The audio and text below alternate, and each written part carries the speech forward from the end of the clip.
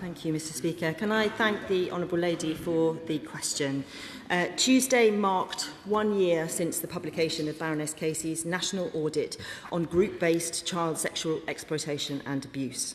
The House will recall that the Government accepted all 12 recommendations of what was a landmark report, exposing more than a decade of failure and inaction on the part of the state. Scandalously, the most vulnerable in society were let down by the very institutions that should have protected them. As the Home Secretary made clear in her written statement to the House earlier this week, this Government is determined to confront the failings that occurred directly and decisively. We have made good progress against the mandate for change set out by Baroness Casey, with action taken or ongoing in relation to all 12 of her recommendations. We have changed the law on rape to remove any ambiguity about the ability of 13 to 16-year-olds to consent to sex, established a new national police operation, Operation Beacon Port, overseen by the National Crime Agency and backed by £38 million of funding this year, legislated to disregard any convictions for so-called child prostitution, and commission new research into the drivers of these heinous crimes, including ethnicity, religion, cultural factors, group dynamics and the role of online technologies.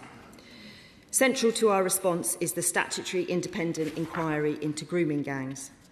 Having been formally established in April, the work of the inquiry is underway and it will shortly announce the first local areas that will face investigation. The terms of reference have been shaped by the testimony, priorities and lived experience of victims and survivors. And can I take this opportunity to pay tribute to them, Mr Speaker, and to all who have campaigned to get us to this point. The inquiry will have a laser focus on grooming gangs, including the role that ethnicity, religion and culture played in these terrible crimes. Mr Speaker, our message is clear. We will do whatever it takes to secure justice for those who were so badly let down, pursuing the evidence wherever it may lead, exposing failings and taking every necessary step to protect the most vulnerable in our society. For too long, questions about what was and will forever be one of the darkest moments in this country's history have gone unanswered. That must change, which is why the Government has established a full independent inquiry to shine a light on past horrors, alongside our wider work to tackle exploitation and abuse, which is backed by a record £100 million in Home Office funding this year, and an unrelenting effort to keep our children safe from harm. Shadow Secretary statement. Thank you, Mr Speaker, and I thank the Minister for their answer. It has been 1 year since Dame Louise Casey's stark and deeply troubling review into group-based child sexual exploitation, known rightly as the rape gangs. She exposed what we know now, a culture of institutional blindness, weak data, fragmented accountability and a reluctance to confront uncomfortable truths and ultimately stand up for women and girls who have been systematically abused, or simply they have not chosen to act for the bigger fear was being labelled racist, disgraceful. So deep concerns remain that progress on justice has been too slow and that in some areas is simply superficial.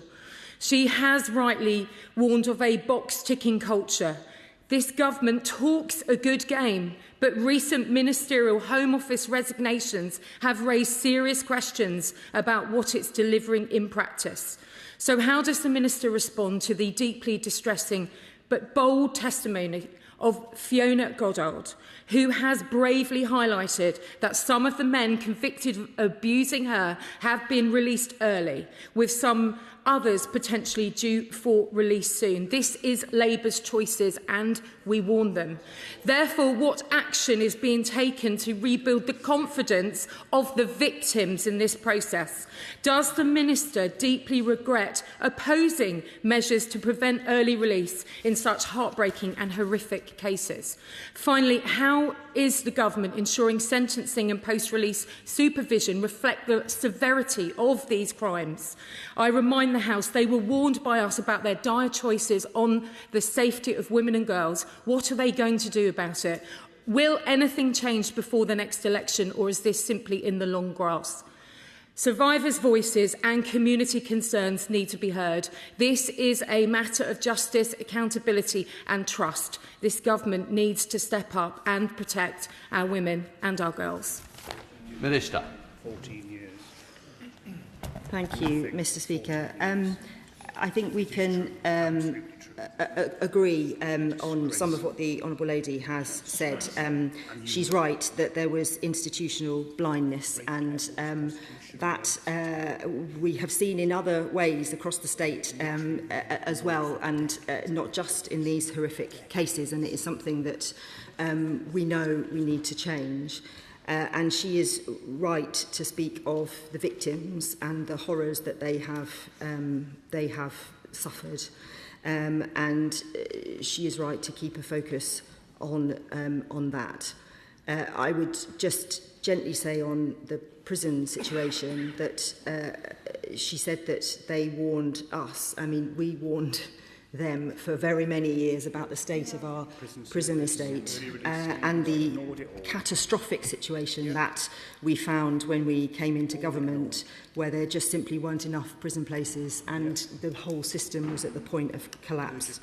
And of course we have had to respond to that. I, as policing minister, have a duty to ensure that our police are policing our streets and making sure they keep everybody safe, and we are of course always aware of those people who are former criminals who've been in prison who come out, to make sure we are keeping an eye on them in the right way. And I spend a lot of my time talking to the police about how we do that. In terms of Louise Casey, who I think we all admire very greatly and are very grateful for the work that she continues to do. Of course, Louise Casey is right to push us to go faster. Of course she is. She always will, and that's why we asked her to do the job, because she demands the best from us. She also has praised the progress of the government in establishing the inquiry and the work that has been done to date. She is pushing us, understandably, on three areas around the convictions of the non-child prostitution convictions that people who've been groomed might have been convicted of, Operation Beacon Port having information flows in the right way, and Whitehall sort of taking this with the urgency that it needs to be. On all of those cases, we are going as fast as we can. We are responding to the questions that she has rightly asked, and we are pushing to get all of this work done as quickly as possible. She was very clear the inquiry should be a relatively speedy one. This was one of the challenges of Baroness J, and her inquiry that took many, many, many years, excellent though it was, and so the inquiry will be concluded by 2029. It has £65 million of funding, and we will get to the answers. Tomorrow. Thank you, Mr Speaker. The spicy review of 2018 into the handling of widespread sexual exploitation in Newcastle of children and vulnerable adults found a culture which did not, which enabled the exploitation and rape of children and vulnerable adults, and a culture of by not investigating them, and a culture of victim blaming. Now, it also praised Newcastle City Council and Northumbria Police's actions following the investigation. Now, I have repeatedly contacted Northumbria Police to raise issues around child exploitation and to seek reassurances of their actions. Given the Casey review comments, how can I ensure that Northumbria Police have the resources and support they need to support the victims, identify victims, to believe them, to encourage them to come forward, and a culture of investigation and openness and transparency to reassure my constituents? Minister. Can I thank my honourable friend for the question? Of course, I'm happy to facilitate conversations, but it sounds like the Honourable Lady is already having those conversations. We are working on police culture, as she will know, and things like the Hillsborough law and some of the other wider work we're doing across government to make sure we have the right openness and transparency and the right culture to be professionally curious and seek out solutions is very important. On the specifics, obviously all of the forces across the country have had an increase in funding this year, and Operation Beacon Port has its own fund of £38 million. So the funding should be there, but of course I'm happy to have further conversations with her about it. Goldman, Liberal Democrat spokesperson. Thank you, Mr. Speaker. It is deeply disheartening to see that a year on from Baroness Casey's audit, but the government has not made greater progress. These victims have already been failed once. They must not be failed again. There have been over 800 recommendations produced by previous inquiries, most of which have not been implemented. We see this over and over again across departments. Inquiry launched, recommendations produced and accepted by the government, and then nothing, while victims continue to suffer. I wholeheartedly support the independent inquiry into grooming gangs, but it must not become an excuse to delay implementing the changes we already know are needed. So will the Minister set out a clear timeline for implementing all of Baroness Casey's recommendations in full? And will the Minister make clear to every organisation with a duty to safeguard children that the hundreds of recommendations from previous inquiries are not nice-to-haves, but must be implemented at pace and without further delay? Minister. Can I thank her for her question? The inquiry led by Anne Longfield will look at previous inquiries and recommendations and bring all of those into their remit, and I would encourage the Honourable Lady to perhaps sit down and talk to Anne Longfield, if she hasn't done already. She has done already, to make sure her concerns in that space are felt. I would just say on recommendations from inquiries, it's not an unreasonable point of view. I gave evidence recently to the Nottingham inquiry, and one of the issues that they're looking at is exactly this, that government inquiries over many years happen, recommendations are made, and then actually there isn't the oversight. The Cabinet Office is acting on that, bringing together and making sure it has a function to sort of drive, ensuring that whatever department it is, whatever role it is, we do prioritise those recommendations from inquiries. We are making progress on all of the recommendations from Baroness Casey, and I would say we are making good progress. Of course, we need to push as fast as we can. She's right on that. Joanna Baxter. Thank you, Mr. Speaker. Victims and survivors absolutely have to be at the heart of this inquiry. So can the Minister talk to us about how practically they are being put at the centre of this work, what access to support they are being provided with, and what meaningful opportunities they have to shape the outcomes of the inquiry? Minister.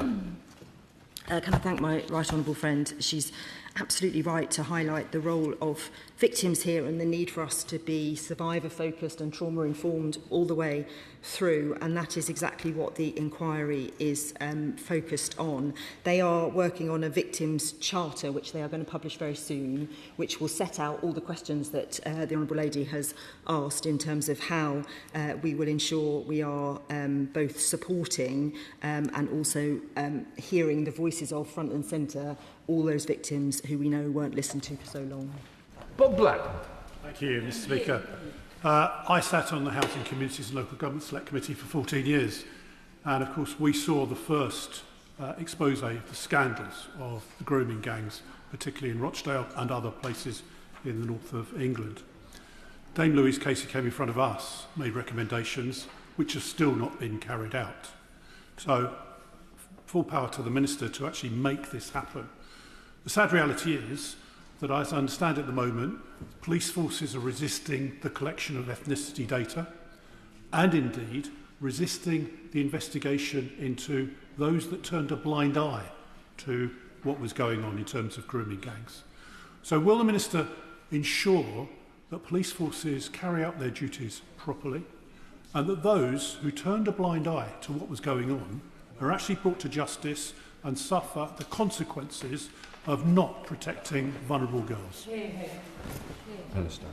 Can I thank him for his question? And I'd be very happy to have a conversation with him, or if he's got any information about which forces, what he's heard on that front. Of course, it would be very worrying if that were the case.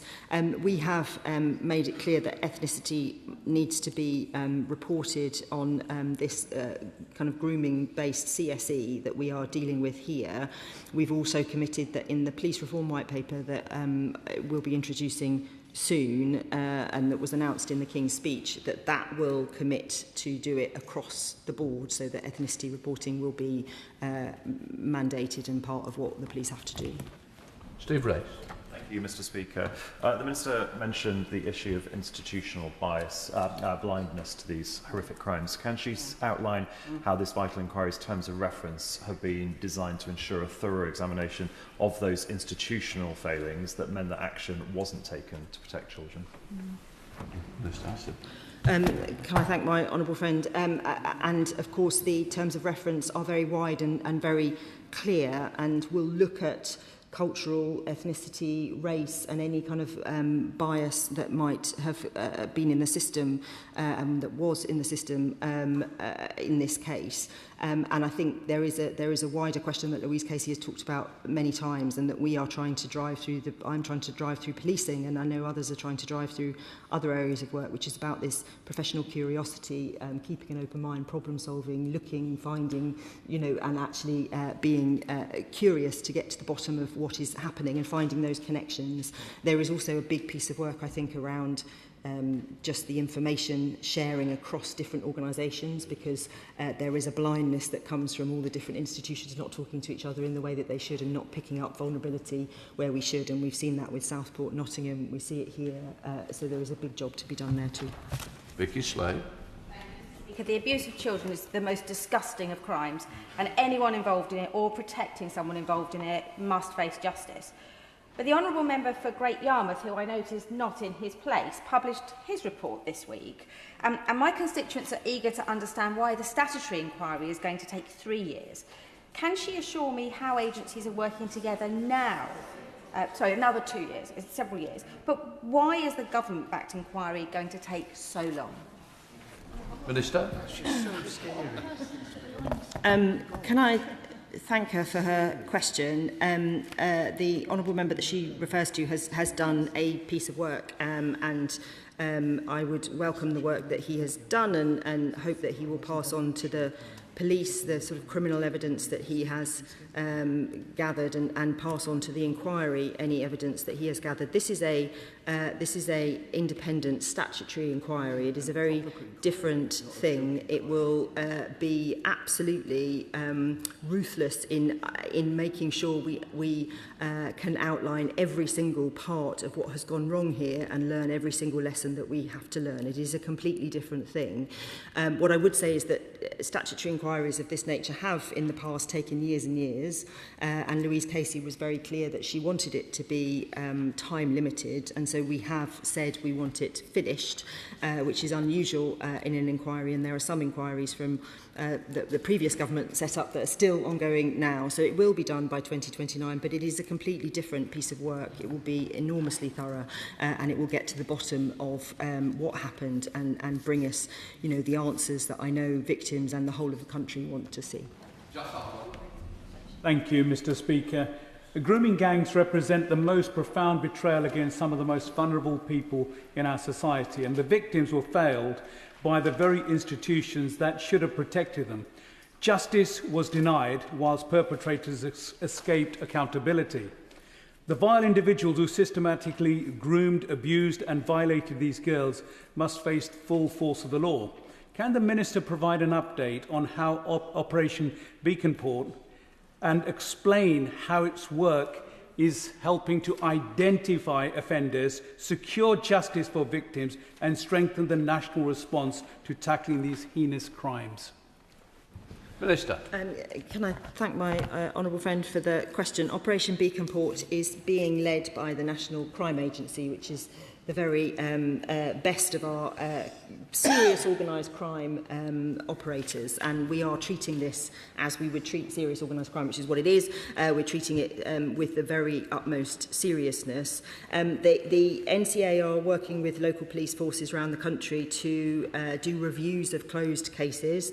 They made an announcement yesterday that honourable members can see online about reopening cases, and they are funded this year with £38 million, which is a very substantial amount of money which will enable them to uncover, go back over and reopen cases where they feel that there is injustice has been done and that actually these cases need to be opened again. Ben Lake. For the inquiry to secure justice for victims and survivors in Wales, it's essential that it fully understands the devolved context of Wales and the various lines of accountability that arise from it. One way to achieve that would be for Wales to receive a specific investigation as one of the inquiry's designated local areas. Can I ask whether the Minister can consider that? Minister. Well, as the honourable gentleman knows, the inquiry is entirely independent, and it's not for us to say where it should lead. What I would say is that I know that the inquiry are going to be announcing shortly the first branch of areas that they will be going to, so he will be able to see at least the first stage of those areas soon. Patricia Ferguson. Thank you, Mr. Speaker. I wonder if the Minister could advise if she believes that the inquiry has the appropriate powers and also the flexibility to allow it to follow the evidence wherever it leads, so that the recommendations can then drive lasting improvements in safeguarding and child protection. And can she advise if she is in dialogue with the Scottish Government on these matters too? Thank her for her question. She can be reassured that this inquiry has all the powers that it needs to go without fear or favour to find the answers that we all seek. This issue is too important for us not to have ensured that, so we absolutely have. And I know that my colleague, the Minister for Safeguarding, will be in contact with her counterparts in the Scottish Government to make sure we are joined up in our approach. Tesselman. Thank you, Mr. Speaker. Can I echo the comments about how disgusting these particular crimes are? Lady Casey identifies the government's quashing of convictions has failed to take account of the whole picture. So quashing convictions for underage prostitution is laudable, but there are other convictions like possessing drugs given to those who are abused by their abusers or carrying them under coercion. The Minister referred to professional curiosity. I wondered if she could encourage people around her to engage exactly that and to look further than just the very first conviction, the main conviction, and to sort this out. Can I thank her for the question? As she says, we have quashed convictions for people under 18 who were tried for prostitution. That was a very important part of this picture. And Louise Casey is suggesting that we go further. At the moment, victims can apply. They can come in and apply, and I think she wants a more proactive response. So we are working on more active guidance for victims. Ms. Bloor. Mr. Speaker, can I thank the Minister for her response and for her reassurance that this inquiry will have the powers to go wherever and to whomever it needs to get the answers for the families in Redditch and other areas affected by these heinous crimes. Can I ask her, when the initial set of inquiries are announced, if areas that we represent are not included but we still want to persist and ensure that our families get the justice that they required, how am I best placed to do that via the department and via her? Minister.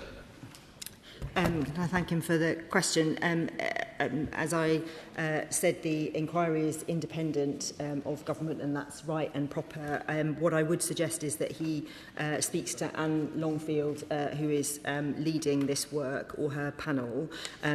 When they make their announcement, of course, people will say, well, what about other areas? I'm sure that will be the case, and I'm sure that they will be working through that and dealing with the priorities as they see them, and I'm sure they would welcome input from the honourable member. Christopher Cho.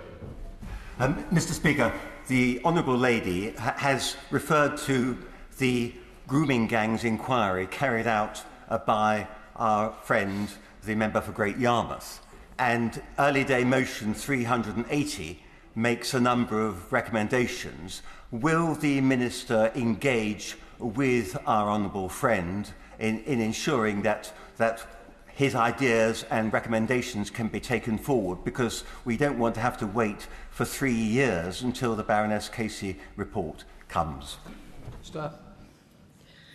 Well, firstly, can I reassure him that we're not waiting 3 years until the inquiry to act? We are already doing a lot of work, as I've already outlined, things like Operation Beacon Port to reopen cases, and we are using the legislative process to do what we need to do in terms of data collection, ending the statutory rape definition. There is a whole raft of work that we are doing, and of course we have a wider piece of work around violence against women and girls, and our ambition to halve that in 10 years. What I hope is that the honourable member he refers to is talking to Anne Longfield, who is chairing the inquiry, which, as I say, is independent. She will take all information from all places, and as I said, I hope he's feeding his information in to her, and I hope that if he's got criminal evidence, he is passing that to the police. I'm sure he has uncovered and talked to some victims of the most grievous harm, and we want to make sure that they see that the government is acting in the best way appropriate. Blinger. Thank you, Mr. Speaker. My thoughts are with the victims of these despicable grooming gangs. Does my honourable friend agree with me that it's vital, in the context of the numerous actions this government have taken to protect women and girls, that despite this, members in this House, honourable members in this House, sometimes use language inside and outside this House which allows the spreading of tropes online about my party and honourable members on this side, which I can speak from personal experience have real-world implications, because those online tropes affect the behaviour of people in the real world. And does she agree with me that it is incumbent upon honourable and right honourable members in this House and outside this House to use temperate language? Opposition is needed and expected, but politicising such an important issue can create real risk to honourable members in the real world and others. Minister.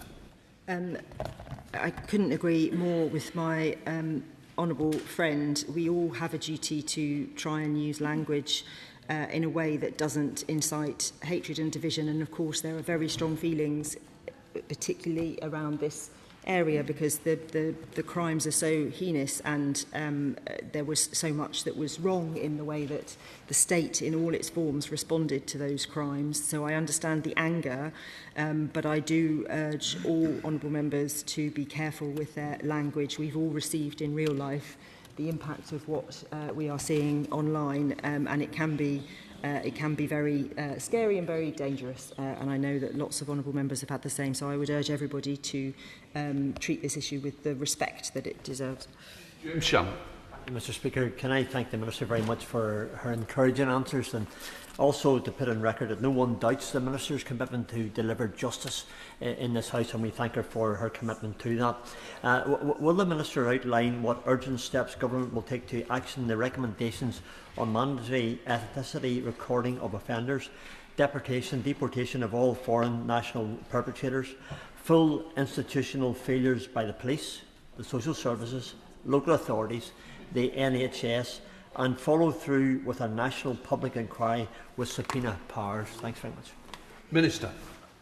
Can I thank him for his question on ethnicity? We will be legislating in the police reform bill that is shortly coming before Parliament to ensure ethnicity is recorded in the way that I think everyone in this House wants to see. In terms of foreign national offenders, he will know that we have increased very substantially the number of foreign national offenders that are being deported. Since the last government, there has been a big increase, and that's quite right, and we will continue to do that, and we will continue to do the work across all of our departments to make sure people are acting in the way that they should be, and there is a whole raft of work underway across multiple departments to make sure that's the case.